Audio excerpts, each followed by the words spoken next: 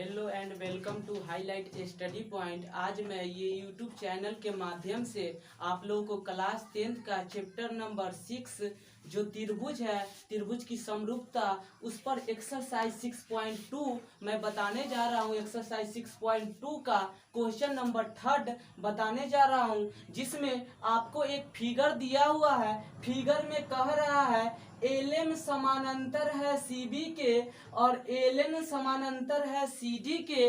तो आप ज्ञात कीजिए, मतलब सिद्ध कीजिए कि एम बटा ए बी बराबर एन बटा ए डी। मतलब हमको चित्र में फिगर में दे दिया है कि एलएम जो समानांतर है सीबी के और एलएन समानांतर है सीडी के। तो आप सिद्ध कीजिए कि एम बटा ए बी बराबर होता है एन बटा ए डी के। तो आप लोगों को पहले मैं पढ़ा चुका हूँ थेल्स प्रमेय में कि कोई त्रिभुज रहता है, अगर वह एक भुजा के समानांतर रहता है तो अन्य दो भुजाओं को क्या करता है, समान अनुपात में बांटती है। वह थेल्स थ्योरम है। थेल्स महोदय ने एक थ्योरम दिया था जिसका नाम था, स्टेटमेंट दिया था कि यदि किसी त्रिभुज में एक भुजा के समानांतर खींची गई सरल रेखा अन्य दो भुजाओं को समान अनुपात में विभाजित करती है। सेम आपका यहाँ पर दिया हुआ बुआ, देखिए एक रेखा आपका यह है, समझ गया। इसका समानांतर क्या है बुआ, एम एल है ना। इसी प्रकार आपको लिख दिया है एल एम समानांतर है सीबी के, मतलब एक जो भुजा है इसके समानांतर है और एक जो भुजा सीडी है यह एल एन के समानांतर है। तो इससे हम लोग को ज्ञात करना है कि ए एम बटा ए बी बराबर ए एन बटा ए डी। आप लोग पढ़ चुके हैं कि जब थेल्स पर में रहता था और ए बी सी और डी जब हम लोग मान लेते थे तो क्या होता था कि अगर डी समानांतर होता था बीसी के तो एक केस लागू होता था एडी बटा डीबी बराबर एई बटा ईसी। सेम केस यहाँ पर देखिए बाबू, त्रिभुज एबीसी में अगर एलएम समानांतर है बीसी के तो हम लोग कह सकते हैं एम बटा ए बी बराबर है एल बटा सी एल के। कोई दिक्कत? और अगला स्टेप में आप लोग जब एल समानांतर है सी डी के तो थेल्स थ्योरम के माध्यम से हम लोग कह सकते हैं ए एन बटा एन डी बराबर है एल बटा एल सी के। जब आप दोनों को समीकरण 1 और 2 मान लीजिएगा तो आपका एल बटा एल सी और एल बटा एल सी कट जाएगा। उसके बाद जो वैल्यू आएगा उसको हम लोग सॉल्व करेंगे, उसके बाद आपको इतना आ जाएगा। ठीक है, कोई दिक्कत है? तो हम लोग अब क्वेश्चन पर चलते हैं। तो क्वेश्चन में आपको बाबू दिया है, सबसे पहले प्रूव करने में आप दिया है लिखिएगा।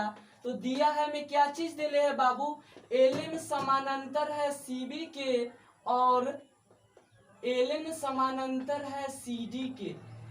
अब देखिए हमको प्रूव करना है, सिद्ध करना है एम बटा ए बी बराबर है एन बटा ए डी के। ठीक है, अब मैं हम लोग प्रमाण से चल रहा हूं। देखिए प्रमाण में थोड़ा सा आप लोग ध्यान लगाइए कि अगर त्रिभुज, इसमें दो त्रिभुज है, एक एबीसी है और एक एसीडी है या एडीसी है।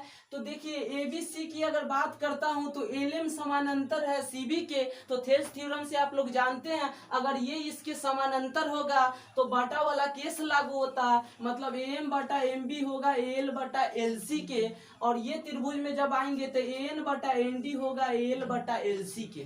कोई दिक्कत? तो पहले मैं त्रिभुज एबीसी की चर्चा कर रहा हूं तो यहाँ लिख रहा हूं प्रमाण त्रिभुज एबीसी में क्या है, एलएम जो समानांतर है सीबी के रीजन में क्या हो जाएगा, दिया है, यह आपको दिया है। तो आप लोग जानते हैं जब एलएम समानांतर होता है सीबी के तो एक केस लागू होता है एम बटा एम बी। तो हम लोग लिख सकते हैं एम बटा एम बी बराबर है एल बटा एल सी के।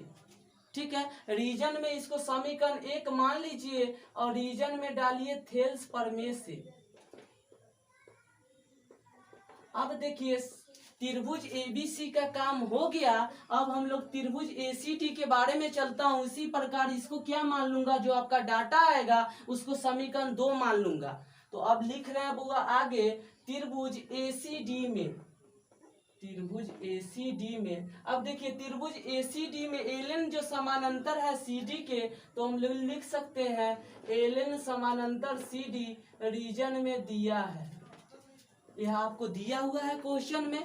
अब जिस प्रकार इसका मैं बाटा किया हूं तो इसका भी बाटा कर सकता हूं, एक अनुपात में ला सकता हूं। तो क्या होगा बाबू, AN/ND बराबर AL/LC के, यह थेल्स थ्योरम से हो जाएगा।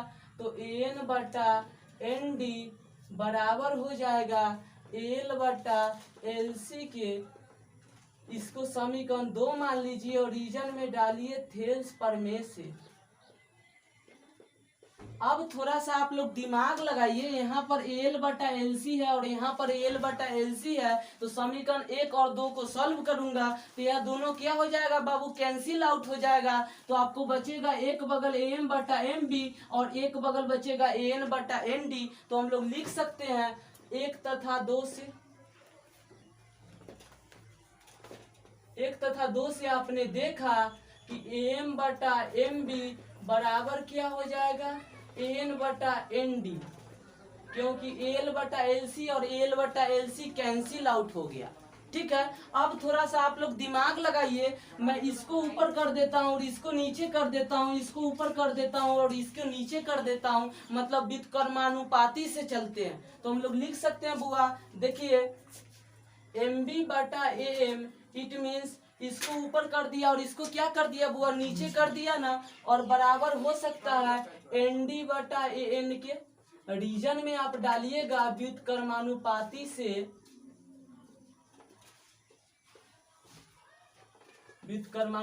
से।